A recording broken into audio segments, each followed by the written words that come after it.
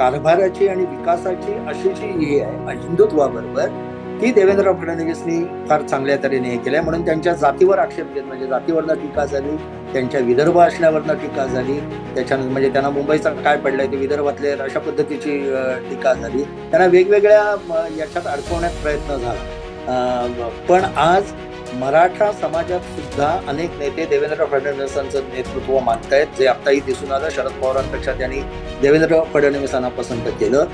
ओबीसीमधले नेते देवेंद्र फडणवीसांना मानतायत आणि तरुण पण त्यांच्या बरोबर येतोय. ही त्यांची अचिव्हमेंट ही खरोखरच अभ्यासनीय आहे.